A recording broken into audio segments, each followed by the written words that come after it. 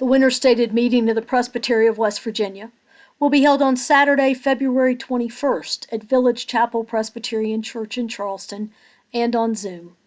I'm Susan Sharp Campbell, Associate for Educational Ministry for the Presbytery, and this video will be an orientation overview of the work that we will be about on the 21st. The meeting will begin at 10 a.m. If you're joining on Zoom, you'll be able to join the meeting beginning at 9:30. If you're attending in person, registration officially opens at 9 and continues until 10. I'd encourage you to arrive sooner rather than later so that you'll have time to park, make your way to the church, check in and get your name tag, turn in your mission project supplies, pay for lunch, and then enjoy a time of fellowship and refreshments. Some things to note before I walk through the advance packet. At each Presbytery meeting, we seek to assist the host church in their mission in the community by bringing items to contribute so they can contribute. Village Chapel has asked for non-perishable food items for Common Grounds Food Pantry or snacks for Chamberlain Elementary School, which has requested large bags of goldfish, pretzels, gummies, but please no individually packaged snacks. There's a limited amount of parking at the church. Additional parking will be available at City National Bank at 3601 McCorkle Avenue with parking behind the building on Venable Avenue. There will be shuttles to take you to and from the church. It's also close enough to walk. If you're attending on Zoom, please be sure that your name and the name of anyone that's with you is on your screen so your attendance can be noted. Also, those on Zoom need to know how to click on the React button on the Zoom screen and then raise hand so their voice and vote can be acknowledged. While the recommendations that we will be voting on during the meeting will be projected on a screen, I strongly encourage you to download the advance packet and the supplemental packet to your tablet or phone so that you can see the full reports without using the church's Wi-Fi if you're in person. If you're attending on Zoom, I'd encourage you to have 2 devices if you can, so you can see both the meeting and the materials. The advance packet includes the docket, the agenda, and written reports, the worship bulletin, and flyers on upcoming events. A supplemental packet contains additional items of business and information. You do not need to print the entire packet. If anything, you might want to print the docket in the supplemental packet to help you follow along, the worship bulletin as well, though worship will be projected on the screen for those in person. If you'd like to have a printed copy of the packet if you're going to be in person, please email office@wvpresbytery.org prior to 5 p.m. on Wednesday, February 18th, and there will be a printed packet waiting for you when you sign in at registration. Now to the advance packet. The advance packet has 3 parts: the docket on pages 2 and 3, followed by written reports with recommendations and information. The second part is the worship bulletin, and the third part is the one that contains flyers on upcoming events. Please note that for this meeting, there is also a supplemental packet which has additional information in it that was not available for the original packet. It was emailed out on February 16th and can also be found on the Presbytery's website. For the rest of this video, I'll be walking through the advance packet and the supplemental packet. They're sort of interspersed in the video. I encourage you to go ahead and download the packet so you can follow along. And then I encourage you to go back and read through all of the pages in both the advance packet and the supplemental packet. This video is not meant to take the place of your reading the advance materials. Please note that the page numbers given in this video refer to those at the bottom of the page in the advance packet. As you prepare for this meeting by watching the video and reading the packets, please remember that we as Presbyterians gather together in council such as this, sure that the Spirit of God is moving among us as we seek to discern God's future for the Presbytery.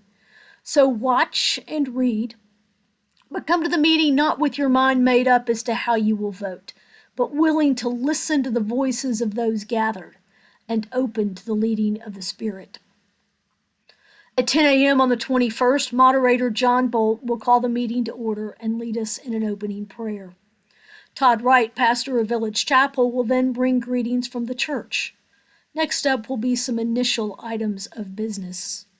These include the introduction of a new minister member of the Presbytery, the introduction of Kristen Rhodes, who is the communications coordinator for the Presbytery, the recognition of ruling elders for whom this is their first Presbytery meeting as a commissioner. Then there will be the announcement of the presence of a quorum.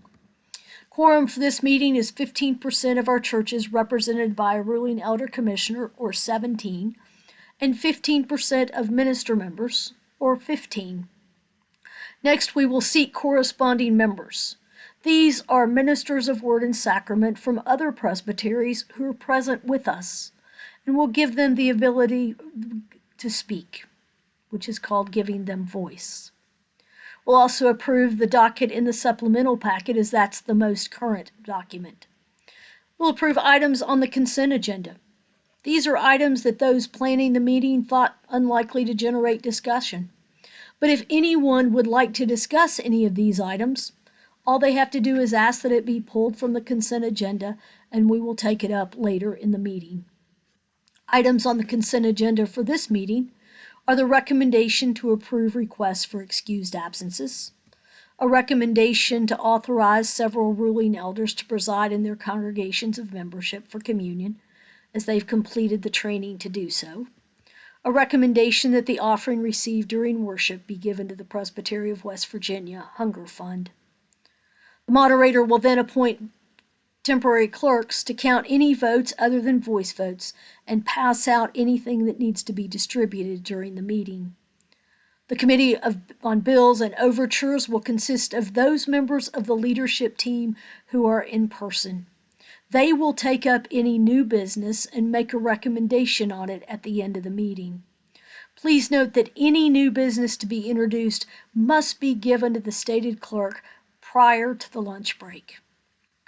For the education focus for this meeting, Ellie Johns Kelly of the Presbyterian Foundation will explore the key areas congregations should review when assessing the conditions of their facilities. Commonly overlooked concerns will be highlighted, along with recommendations to support regular maintenance, extend the life of major components, and help reduce overall cost. There will then be an announcement about Festival of Faith, which will be held on Saturday, March 21st, with Bill Lepp as the keynote presenter.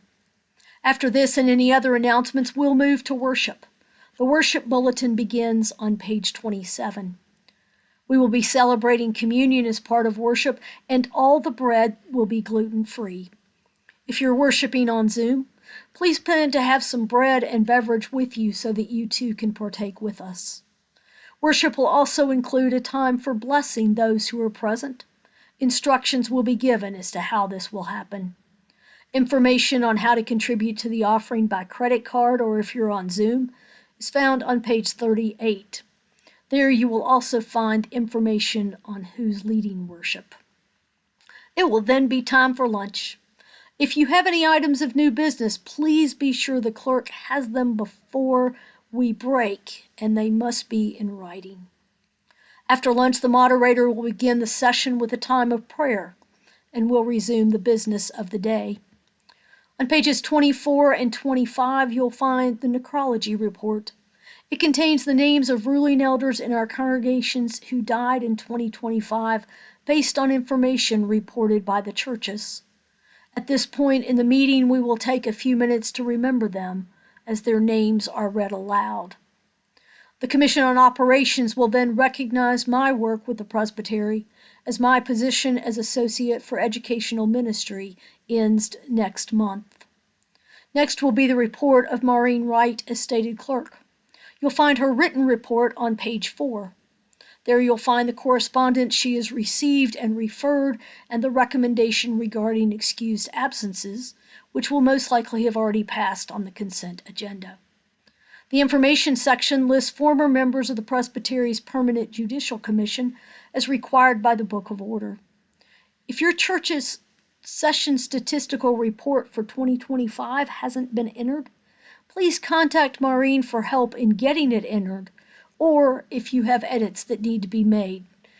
Contact her before March 5th, and remember that the per capita your church will pay in 2027 is based on the number of members identified in your 2025 statistical report. So please keep those numbers current. On page 5 of the advance packet, you'll find the procedural matters that will guide us as we meet together.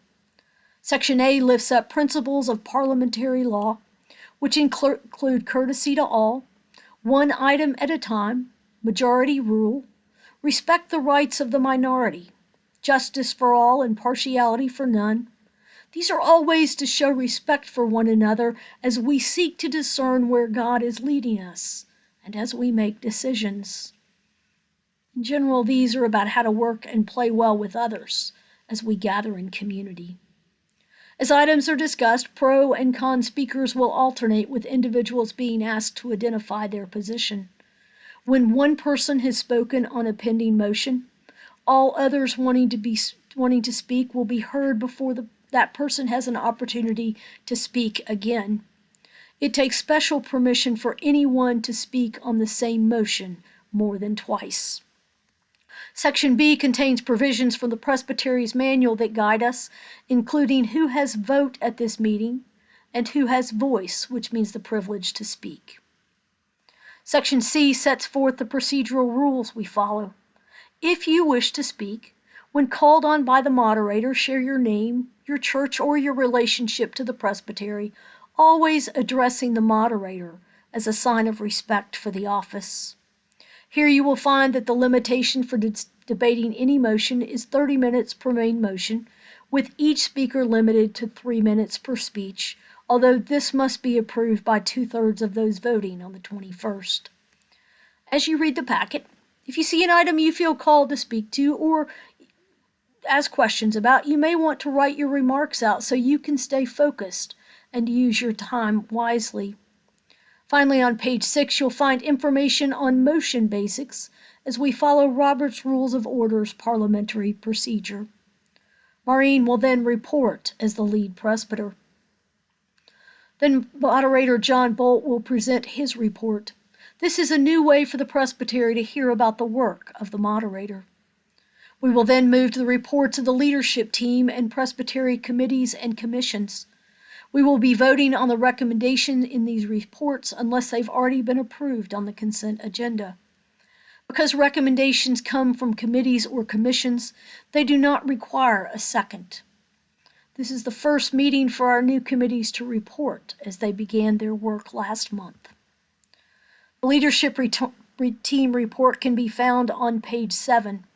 Here you will find information about their ongoing work, including their retreat led by members of the PCUSA Office of Innovation, as the leadership team continues to work to implement the strategic plan that was adopted in November 2024. You'll also find an update on the Bluestone Transitional Board, with its members listed. Good news from the pews is a time for ruling elder commissioners to share one way in which their congregation is engaged in ministry and mission. The idea is that as ruling elder commissioners share, others might hear ideas to take back to their sessions and their congregations. Next, the presbytery will hear the report of the Connectional Presbyter Search Committee and vote on the committee's nominee. The committee's print report, details regarding the nominee, and terms of call may be found in the supplemental packet. It's also posted on the Presbytery website. The treasurer's report can be found on pages 9 through 20. There you'll find reports for end of year 2025 on pages 8 to 14 that share spending by committees, budget versus actual expenditures, a statement of the presbytery's financial position, and the presbytery's benevolent statement. Reports on pages 15 to 18 share per capita and mission benevolence pledging and giving from churches in the presbytery for 2026. Page 19 is the budget report for Bluestone at the end of year 2025. The Presbytery of West Virginia is part of the Synod of the Trinity. Synod of the Trinity consists of 14 presbyteries in Pennsylvania, West Virginia Presbytery, and Upper Ohio Valley Presbytery. Elizabeth Campbell-Maleke and George Lilly are our Synod commissioners. Elizabeth will be making a report on the work of the Synod at this point in the day. Next, there will be an oral report from the Committee on Representation with nominations for several leadership roles in the Presbytery. As with all nominations, there will be an opportunity for nominations from the floor. Please be aware that if you wish to nominate someone from the floor, they must have agreed in advance to serve if elected. The Committee on Pastoral Ministry has the responsibilities that previously were part of the Committee on Ministry and the Vocations Committee. You'll find their report on the 2 pages between pages 19 and 20. The recommendation regarding ruling elders and communion will most likely have been passed on the consent agenda. In the information section, you'll find how they are dividing their work among 4 teams. There you will also find updates on their work with pastors, authorized lay preachers, inquirers seeking to become ministers of word and sacrament, and churches. The Commission will recognize the retirement of Minister of Word and Sacrament, Cinda Harkless. On page 20, you'll find the report of the Outreach Committee, which has the responsibilities previously assigned to the Mission Committee, along with oversight of the New Life congregational grants.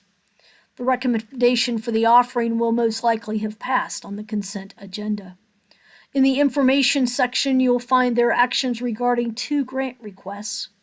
At coming meetings, they will be reviewing our Neary Presbytery partnership. The Bluestone Committee ended its work at the end of 2025. However, they've submitted a final report with a recommendation for the 2026 Bluestone budget. That report can be found on pages 21 and 22. The report contains information about maintenance projects in 2026 and the 2 weeks of summer camp this year. The Commission on Operations is responsible for work that was previously done by the Stewardship Committee, the Administration Committee, and the trustees. Their printed report can be found on page 23. In the information section of their report, you'll find how they plan to structure the Commission's work and some of their goals as they begin their work. There are still several pages in the advance packet. Following the committee reports, you'll find an evaluation form. Please, after the meeting, take time to complete and return this. You can do so in one of several ways. You may print the page in advance and bring it with you to the Presbytery meeting, complete it there, fill it out, and put it in the baskets where it's designated as a place to put it. You may also wait until it's emailed to you following the meeting and complete it and send it back that way. However you do so, please do return that evaluation form. The leadership team takes very seriously the comments that are provided each meeting as they prepare for future meetings. Following the evaluation form, you find the worship bulletin. Following the worship bulletin, you find flyers on several upcoming events. Please share these with your session and congregation. We rely on your doing so to get the information out. Flyers include Festival of Faith, Tell Me a Story with Bill Lepp on Saturday, March 21st at First Presbyterian Church, Charleston. The Montreat Youth Conference, June 14 through 20 for youth currently in grades 8 through 12 and adults willing to be advisors for this trip. Bluestone Camp registration, Bluestone staff possibilities, and Bluestone volunteer possibilities. Following the committee reports, any new business that was submitted in writing prior to lunch will be considered. If there is no new business, the meeting will be concluded with a charge and benediction by the moderator. Finally, please be aware that once this meeting is over, your work as a commissioner continues, as we ask that you report to your session and congregation the work we've done here. Also, please share the flyers at the end of the packet with those in your congregation who might be interested in taking part in any of them. I look forward to seeing many of you at Village Chapel Presbyterian Church this coming Saturday. Thanks for watching.